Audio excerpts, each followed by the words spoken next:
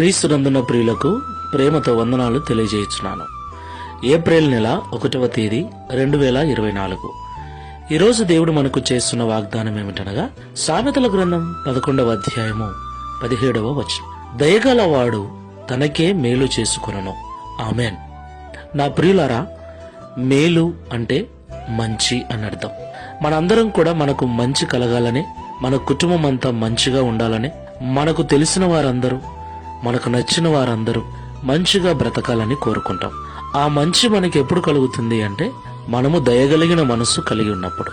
ఇతరుల పట్ల వారి యొక్క దీన స్థితిని, హీన స్థితిని చూసి అసహించుకొనకుండా వారి ఎడల దయ కలిగి వారికి తగిన సహాయం మనం అందించినప్పుడు దేవుడు మన మీద దయ చూపించి మనకు మేలు చేస్తాడు. దేవునికి మహిమ కలుగును గాక. అయితే లోకంలో ప్రస్తుతము చాలా మంది స్వార్థపూరితమైన జీవితాలను జీవిస్తున్నారు. మంచి సమరయుని మనస్సు ఎవరికినీ లేదు. ప్రతి ఒక్కడు కూడా తాను బాగుంటే చాలు, తన కుటుంబం బాగుంటే చాలు, తన వరకు తానే చూసుకుంటున్నాడు, కానీ ఇతరుల గురించి అసలు పట్టించుకోవట్లేదు.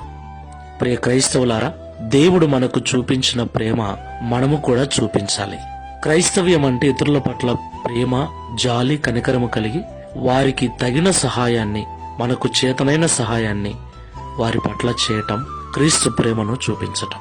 ఈ మాటలు వింటున్న మనమందరం కూడా ఒకసారి పరిశీలన చేసుకుని ప్రార్థన చేసుకుందాం. ప్రేమ స్వరూపుడైన తండ్రి, పరిశుద్ధుడైన ప్రభువా, మీకు స్తోత్రాలు చెల్లిస్తున్నాం. అవును తండ్రి, మేమందరము కూడా మంచిగా బ్రతకాలని, మేలు కలిగి జీవించాలని కోరుకుంటూ ఉన్నాం. అయితే ఇతరుల పట్ల మేము దయ చూపించినప్పుడు, వారి అక్కరలో మేము సహాయంగా ఉన్నప్పుడు మీరు మా మీద దయ చూపించి మాకు మేలును దయచేస్తారని మాతో మాట్లాడారు. మేము మంచిగా బ్రతకాలి, మా కుటుంబము, మా పిల్లలందరూ మంచిగా ఉండాలి, మా బంధుమిత్రులందరూ మంచిగా ఉండాలంటే ఇతరుల పట్ల మేము దయ కలిగి ఉండాలని మాట్లాడారు. అవును తండ్రి, ఈ అంచె దినములలో పౌలు గారు చెప్పినట్లు మనుషులలో స్వార్థం పెరిగిపోయింది నాయన. అయితే క్రైస్తవులలో ఎప్పటికీ స్వార్థం ఉండకూడదని, ప్రతి క్రైస్తవుడు ఇతరుల మేలు కొరకు, ఇతరుల క్షేమం కొరకు ప్రయాసపడాలని, ప్రార్థించాలని పరిశుద్ధ గ్రంథం సెలవిస్తుంది. ఆ మాటలు వింటూ చదువుతూ ఉన్న మేమందరము అలాంటి మనసును కలిగి ఉండుటకును, తద్వారా నీ నుండి దయను పొందుకొని మంచిగా బ్రతుకుటకును సహాయం చేయమని, గడిచిన మాసమంతయు కాపాడిన మీ కృపను ఈ నూతన మాసంలో కూడా మా మీద చూపించండి. నీ దయను, నీ కనికరమును చూపించి మేము, మా కుటుంబము మంచిగా బ్రతుకున్నట్లు సహాయం చేయమని యేసు నామములో ప్రార్థిస్తూ ఉన్నాము తండ్రి. ఆమెన్. Praise the lord.